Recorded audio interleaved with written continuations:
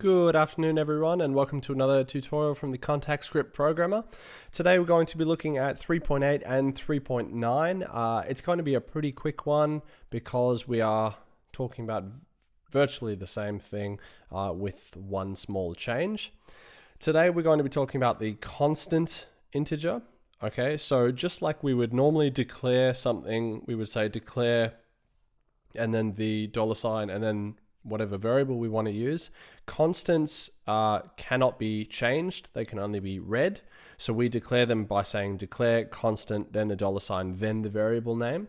So if we were using something like presets, arrays, group IDs, effect slots, send slots, in a lot of the Kontakt library, factory library stuff, I can see them using the constant to set things like positions of effects, positions of amp sims, positions of presets and things like that. They recommend that we capitalize the name of constants. Okay, so for instance, we could use on initialization, we declare a constant number of presets and we set it to 10 so that we cannot change 10. We cannot have more or less presets. We've got 10 presets and a constant number of parameters in 5 presets. From there, we declare a table of preset data, which is our number of presets and our number of parameters. And this would initialize an array of 10 by 5, the same way that we see, where is it, these presets being used here. So the same way as making this real array, with the question mark and then 5 times 4, we can actually set constants that are the names of presets and parameters, so that we have 10 by 5, and that means we have 10 lines of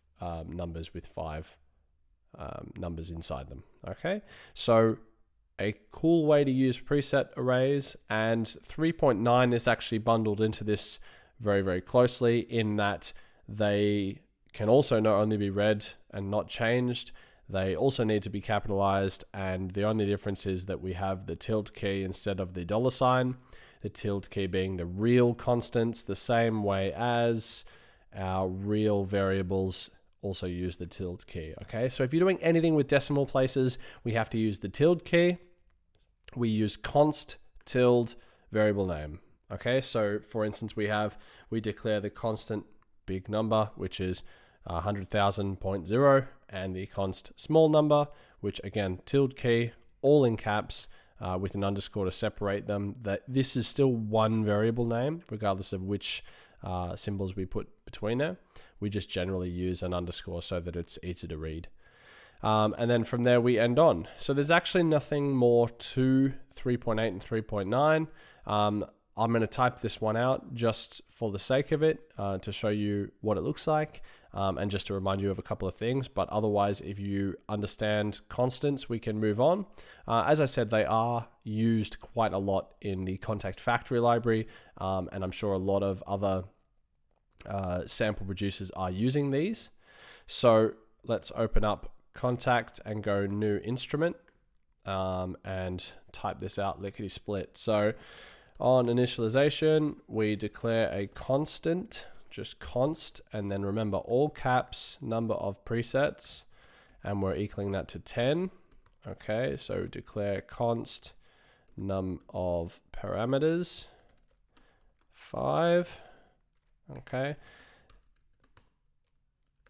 declare preset data num of presets times num of parameters.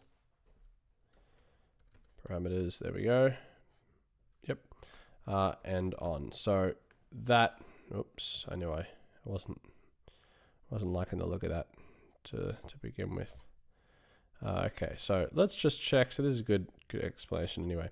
So we need to have a square bracket or initializer list expected. So there's our problem. That needs to be a square bracket. Why? Because we are in an array or a table, whatever you want to call it, which is going to look something like, if I just open up the comments here, we would have, we have preset data 1 equals 1, 5. That kind of, oh, well, actually, there's sort of four things.